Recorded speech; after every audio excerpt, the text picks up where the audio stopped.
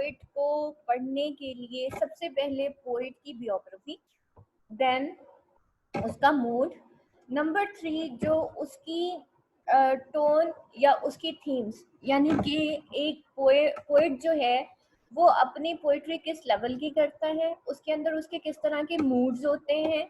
अगर आप थीम्स और उसकी बियोग्राफी और उसका जो कॉन्टेम्पोरेरी उसका जो एरा होता है ना, उसको अगर आप थोड़ा सा पढ़ लें, जैसे मैंने आपको उस दिन बताया the movement poet. Movement poets कौन थे? जो कि एंटी रोमांटिक पोइट्स थे।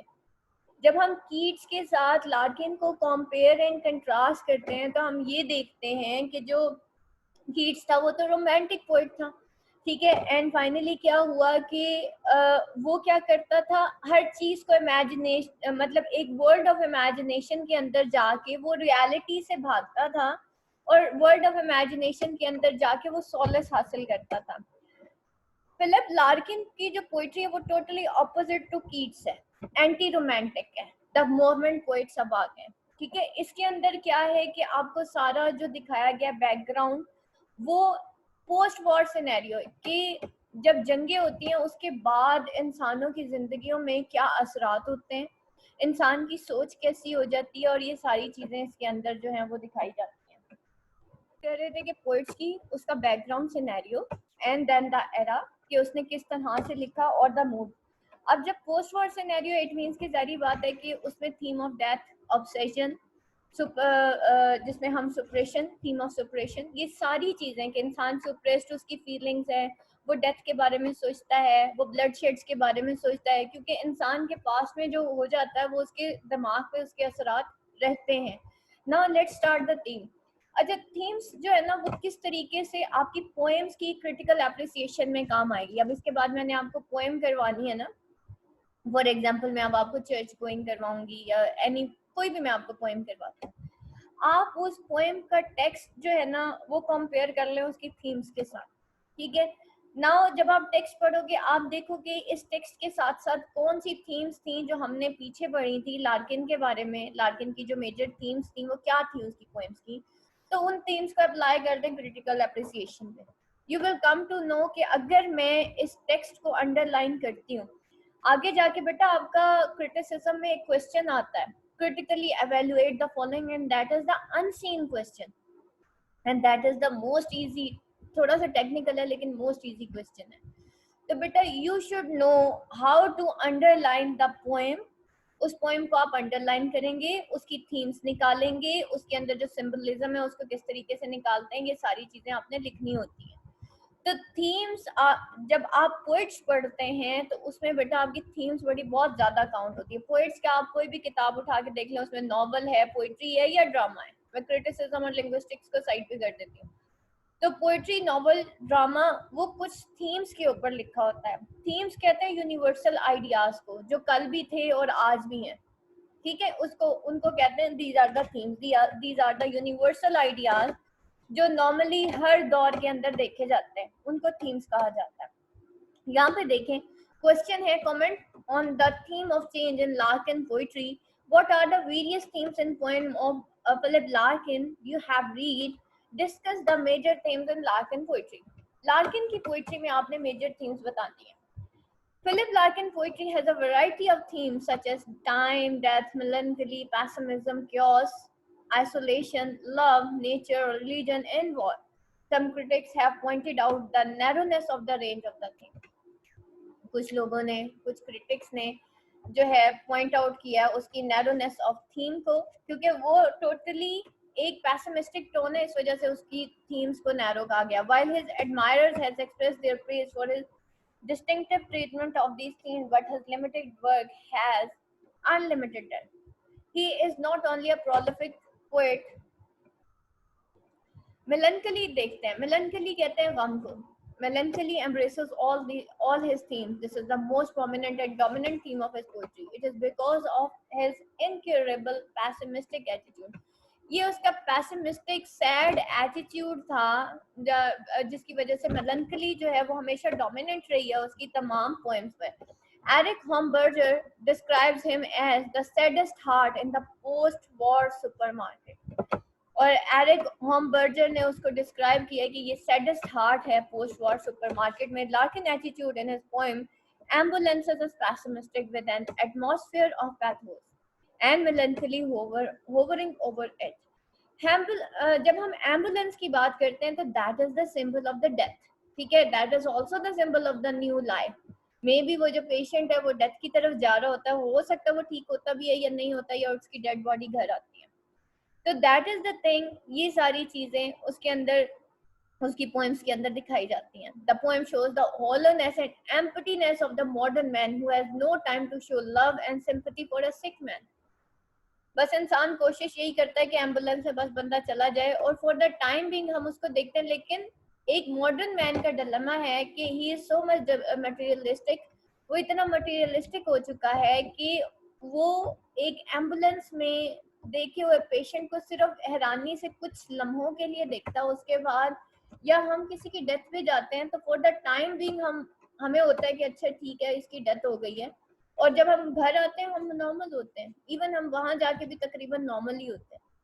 तो इट मीन्स कि that is the materialistic world जो कि जिसने इंसान को जो है बेहिस बना दिया. यानी कि हम जो है एक तरह से जो है सेल्फिश और बिल्कुल ही फीलिंगलेस या इमोशनलेस लोग हैं. He says and sense the solving emptiness that lays just under all we do. और वो कहता है सेंस द सॉल्विंग एम्प्टीनेस. ये इंसान के अंदर की एम्प्टीनेस है और उस सेंस और उसको फील करें the solving emptiness that lays just under all we do, जो कि हम जो करते हैं हमारे अंडर है. ठीक है, यानी कि वो होलोनेस और एम्प्टीनेस ऑफ मॉडर्न मैन की बात करता है. उसको वो सेंस करने की बात करता है कि इसको आप महसूस करें, इसको आप देखें कि भाई हम क्या करने जा रहे हैं. हम टोटली एम्प्टी मैन है. हम जो है हाँ, ये जो ह्यूमन लॉट है ये सारी की सारी बिल्कुल ही हम लोग इंटरनली बिल्कुल हॉलो हैं. जस्ट लाइक एन एम्बुलेंस जो कि बाहर से तो वाइट होती है लेकिन अंदर उसके पेशेंट होता है जो कि बीमार पड़ा हुआ होता है. Same is the case with us. We are white from outer side and from inside that there is all death and pessimism and this and so on. The modern man is devoid of sympathy. He only pays lip service for the sick man. ठीक है, lip service कहते हैं giving advice to the सिक. वो कहता है ये जो modern man है ना ये सिंपैथी से बिल्कुल डिवाइड है. अब कोई बंदा बीमार होता है ना हम उसको जाके इतनी नसीहतें करते हैं नहीं तुम यूं कर लो, लेकिन हम खुद कभी जो है उसके घर जाके उसको खाना नहीं भेजते, उसका ख्याल नहीं रखते. हमारा हमसाया बुरा हो जाता है या सॉरी बीमार हो जाता है तो हम क्या करते हैं, जस्ट नसीहतें कॉल कर लो और उसको नसीहतें कर दो. ठीक है, इससे ज्यादा हम कुछ नहीं करते. But no practical solution. नबी पाक सल्लल्लाहु अलैहि वसल्लम क्या किया करते थे, वो जो बुढ़िया मुशरिक थी उसके घर में जाके खाना बना के दे के आते थे जब वो बीमार हो गई थी, जो कि कूड़ा फेंका करती. तो लेकिन हम लोग क्या करते हैं, फोन करते हैं और एडवाइसेस करते हैं only. The element of chaos and destruction is distinct in Larkin poetry as his poem 1916. ये MCMX ये 1914 सॉरी 1914 ये MCMX14 जो लिखा हुआ है ना X4 यानी कि 14 जो लिखा हुआ है, MCM बेसिकली 19 को कहते हैं 1914. ठीक है, it eliminates the poet's impression of the post war. और ये एलिमिनेट करता है impression of post war world का. यानी कि पोस्ट कहते हैं बाद में, वॉर जंग के बाद, प्री वॉर जंग से पहले. तो Larkin phase to come out of the orders of the war. His poetry revolves around the disasters and chaotic effects of war. अब क्या था कि वो उन ऑर्डर्स ऑफ वॉर में बिल्कुल ही मतलब वो ऑर्डर्स ऑफ वॉर से बाहर कभी एक्चुअली निकल नहीं पाया. देखिए इंसान का जैसा बचपन गुजरता है ना, इंसान को अगर आप बचपन में कुत्ते से डरा दो ना तो वो सारी उम्र कुत्ते से डरता. ठीक है, इसी तरीके से आप उसको बिल्ली से या चूहे से डरा देंगे ना वो सारी उम्र चूहे और बिल्ली से डरता रहेगा. सेम इज द केस जिन बच्चों के बचपन स्पॉइल हो जाते हैं वो कभी भी स्टैंड नहीं कर पाते. जिन बच्चों को बहुत ज्यादा मतलब मारा जाता है, पीटा जाता है, बाज़ औक़ात गालियां दी जाती हैं, इस वजह से पेरेंट्स को कहते हैं ना कि मत करें इस तरीके से, उनको मत डराया करें. तो डराने वाली ज़ात एक ही है और वो अल्लाह की. अगर आप बचपन में बच्चे को अल्लाह का डर दे दें वो सारी उम्र अल्लाह से डरेगा. लेकिन बचपन में हम बच्चे को जिनों भूतों कुत्ते बिल्लियों से डराना शुरू कर देते हैं, ये सारी उम्र बच्चों के ऊपर हावी रहते हैं। Same is the case with the Larkin. Larkin ने क्योंकि अपना बचपन एक वॉर के अंदर गुजारा था, तो वो जो वॉर सिनेरियो था वो कभी उससे बाहर निकल ही नहीं सका। His poetry revolves around the disastrous and chaotic effects of war. He minutely observed the chaotic social, political, economic and theological system. और वो माइन्यूटली, वो बहुत कीनली ऑब्जर्व करता उस क्योटिक यानी कि उस destructive social political economic theological कहते हैं ये जो रिलीजियस, ये जो हमारा रिलीजियस सिस्टम है वो बताएगा कि किस तरीके से रिलीजन जो कि एक उसका एक कंस्ट्रक्टिव रोल था सोसाइटी के अंदर, लेकिन उसका एक डिस्ट्रक्टिव रोल हो चुका है।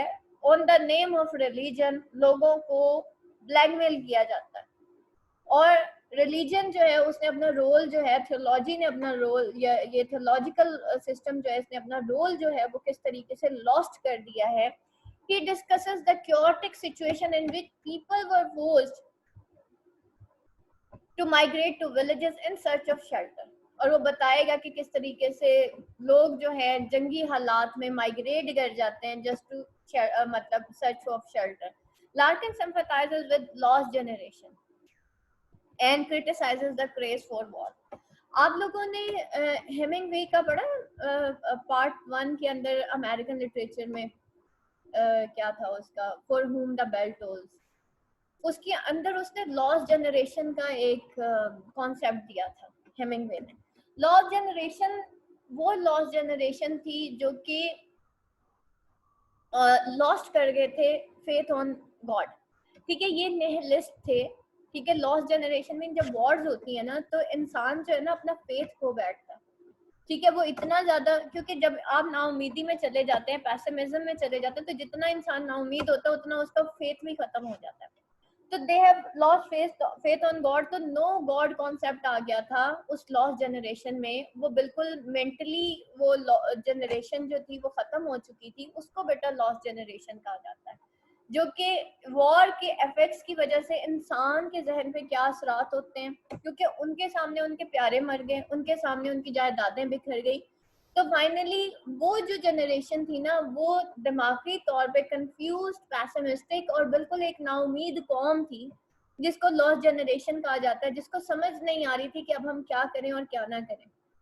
तो वो लोग इस हद तक मेंटली डिस्टर्ब हो चुके थे कि उन्होंने अपनी सारी उम्मीदें ही छोड़ दी, ठीक है, और वो आगे जाना ही नहीं चाहते थे। उनको लगता था अगर अभी भी हम आगे जाएंगे तो शायद हम, there is destruction and destruction everywhere, so there मतलब कुछ करना ही नहीं चाहिए। तो वो निहिलिस्टिक, और फिर उनके जहन में ये भी बात आ गई थी कि अगर गॉड होता, पहली बार ये उन्होंने ये कहना शुरू कर दिया था इस लॉस्ट जनरेशन ने, क्योंकि इनका फेथ खत्म हो गया था। तो इन्होंने ये कहा कि अगर गॉड होता तो इतनी डिस्ट्रक्शन ना होती, तो देयर इज नो गॉड। तो क्योंकि मैन है, मैन का रोल है, उसकी ही अथॉरिटी है, इस वजह से किलिंग्स हो रही है। अगर गॉड होता और गॉड की अथॉरिटी होती तो इतनी किलिंग्स ना होती। तो बेसिकली वो यही उनका ये दावा हो गया था, और यही निहिलिज्म कॉन्सेप्ट था, जिसकी वजह से वो लॉस्ट जनरेशन यानी कि वो जनरेशन जो कि फेथ लॉस्ट कर गई थी, और वो टोटली अपना जो एक जो फेथ है उसको लॉस्ट कर गई थी, और वो बिल्कुल ही नाउमीद हो चुकी थी। His poem church going shows nihilistic, देखिए ये वही निहिलिज्म है, इसी को ही कहते हैं निहिलिज्म, नो गॉड कॉन्सेप्ट को। एंड पैसिमिस्टिक यानी कि सैड, नाउमीदी और negative approach. The poem deal with contemporary agnosticism, और ये जो है पोएम डील करती है कॉन्टेम्पोरेरी एग्नोस्टिसिज्म को। The narrator in this poem is very sceptical about the churches. Larkin dilemma is not whether to believe in God or not. Larkin ने जो है उसका डिलेमा ये नहीं था कि गॉड पे बिलीव करना है या नहीं, बल्कि वो क्या कहता था, but what a man can replace with God, though the church is symbol of faith, peace and purity, yet in modern age people have lost faith in churches. He says, who will be the last, the very last to seek his place for what it was. वो church के बारे में कहता है, वो कौन होगा जो ये आवाज बुलंद करेगा कि चर्च किस लिए बना है, for what it was, ठीक है। वो कौन होगा जो आखिरी आवाज, मतलब चर्च आखिर क्यों बना है, रादर वहाँ पे एक इबादत गाह के अंदर सिर्फ हमने सजदे ही करने होते हैं, या हम एक रिचुअल के तौर पे आते हैं और वो वहाँ पे क्रिसमस मनाई जाती है, या फिर रिचुअल के तौर पे उसको एक मॉन्यूमेंट बना दिया जाता है, रादर देन के वहाँ पे जाके इंसान जो है अपनी जो ईमान है उसको ताज़ा करे. And further he says that shall we avoid them as unlucky places? क्या हम चर्च को अवॉइड कर सकते हैं क्योंकि ये अनलकी प्लेसेस है? ठीक है, तो वो यहाँ पे उसको चर्च को अनलकी प्लेसेस भी कहता है.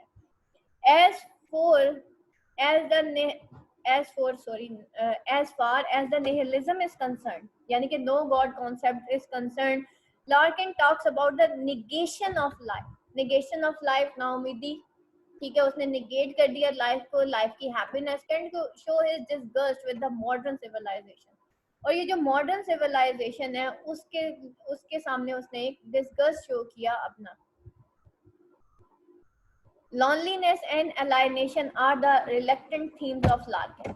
ये loneliness और alienation जो हैं ये reluctant themes हैं Larkin की. His poem Mr. Brini is about the wretched plight of modern men, and that has become detached and alienated from society and its pleasure. Loneliness और alienation, ठीक है. अब क्या है, इंसान जो है जब वो नाउमीद होता है तो सबसे पहले वो क्या करता है, फ्रस्ट्रेट होके सबसे पहले अपने आप को आइसोलेट करता है सोसाइटी से, ठीक है, और वो इंसानों से डरना शुरू कर देता है, उसको फोबिया हो जाता है लोगों से कि मुझे लोगों से नहीं मिलना, या फिर उसको लोगों से नफरत हो जाती है इसलिए वो लोगों से मिलना पसंद करता ही नहीं. या तो फोबिया हो जाता है या फिर वो ह्यूमन काइंड से हेट्रेड स्टार्ट कर देता है. तो वो फिर लॉनलीनेस और लायनेशन जो है वो रिकरेंट थीम्स थी लार्किन से.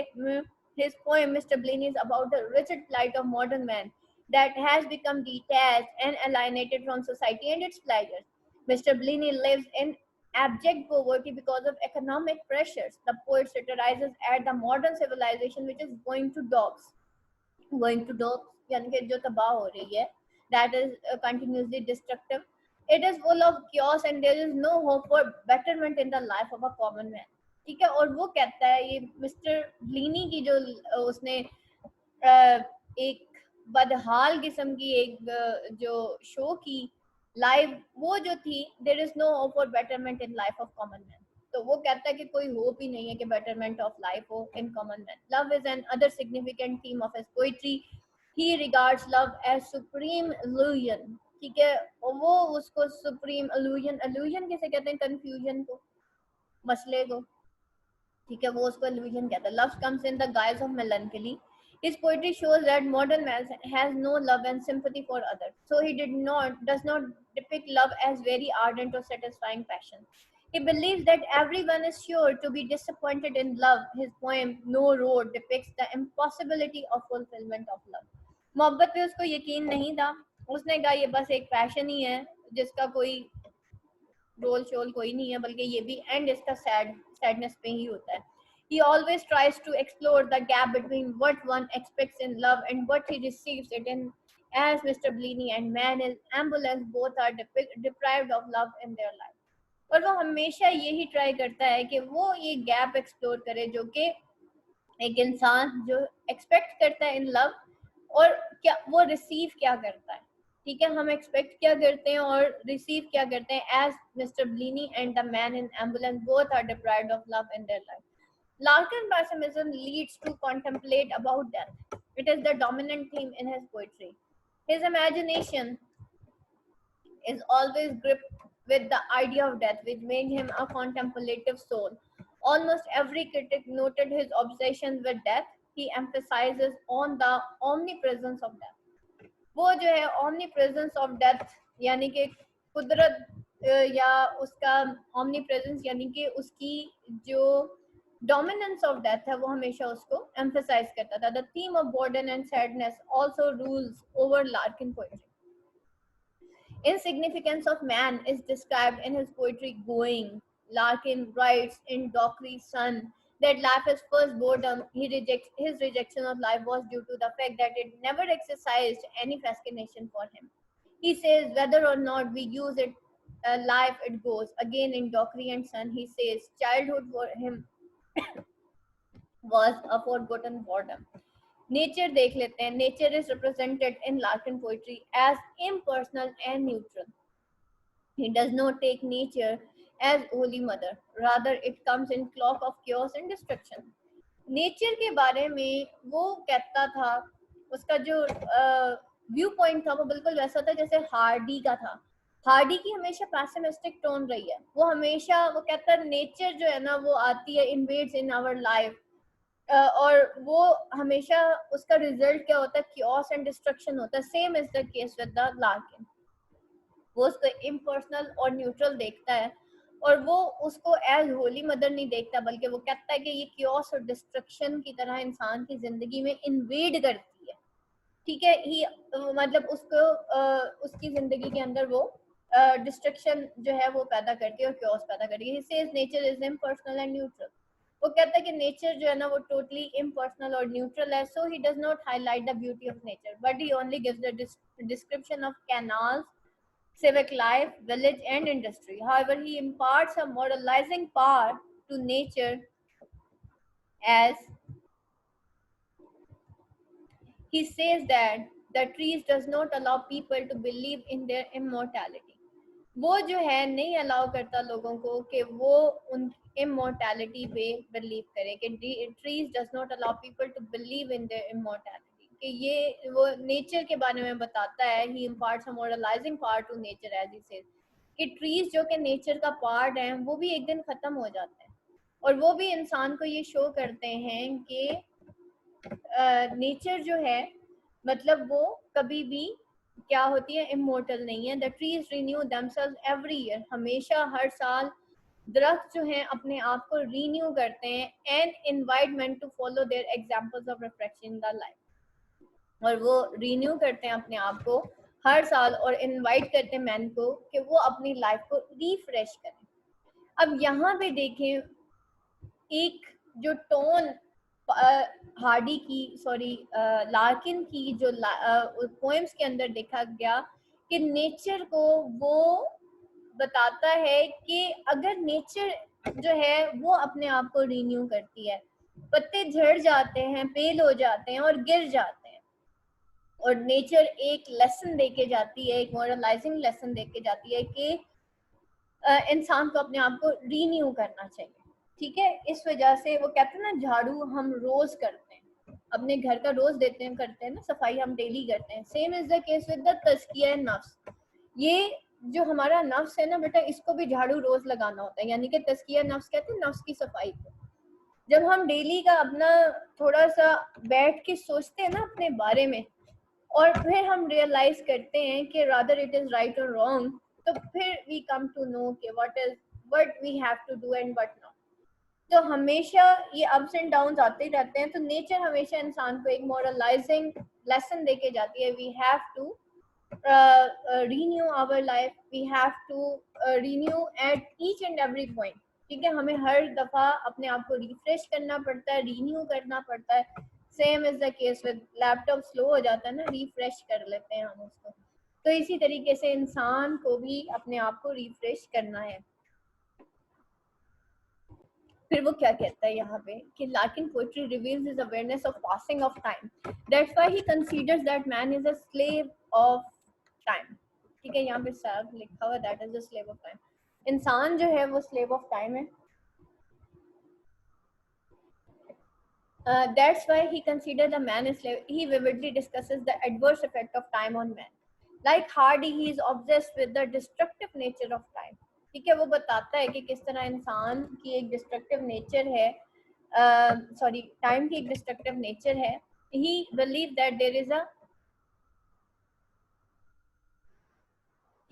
that there is a double cruelty in time because it links us to our past, and in old age we feel a sense of loss. और वो बिलीव करता है कि यहाँ पे there is a double cruelty in time and it links us to our past. ये जो time है उसकी एक डबल क्रूएलिटी है. नॉट ओनली वो हमें लिंक करता है हमारे पास को, यानी कि ये जो पुरानी यादें हैं हमेशा इंसान का पीछा करती हैं. And in old age we feel a sense of loss. और जब हमें पुरानी यादें आती हैं तो फिर क्या होता है, हमें ऐसे लगता है जैसे हमारा सब कुछ उजड़ चुका है। ठीक है, यानी कि हम जब भी पुराने दुखों को याद करते हैं तो फिर क्या होता है, हमारी वो जो फीलिंग्स होती हैं वो दोबारा से ताज़ा हो जाती हैं, जो सैड फीलिंग्स होती हैं। He believes that though time can bring us comfort and fulfill our hopes and enable us to accomplish our desires, yet ultimately it destroys our hopes and purposes। वो कहता है बेशक वक्त जो है वो एक मरहम होता है, एक कंफर्ट होता है, हमारी होप्स को भी फुलफिल करता है, हमें एनेबल भी करता है कि हम अपनी अकम्पलिश कर सकते हैं अपने डिजायर्स को, लेकिन on the other hand yet ultimately ये हमारी होप्स को और पर्पसेस इनको भी जो है डिस्ट्रॉय कर देता है। Thus, we can say that Larkin is obsessed with idea of melancholy, social chaos, pessimism, alienation, love, boredom, nature, and time. His treatment of these themes is very unique and realistic and convincing. उसकी ये तमाम जो treatment of theme था वो बहुत unique था, realistic था और convincing था। ये बेटा आपकी आज की themes हो गई। ये themes यहाँ पे आई हुई हैं सारी, इसको एक दफ़ा देख लीजिएगा, जिसमें हमने realistic treatment of theme of मेलनकली, theme of chaos, this and that, ये सारी हमने थीम्स अभी इसके अंदर पढ़ी हुई हैं। ठीक है, ये जो हमने थीम्स वाला क्वेश्चन किया।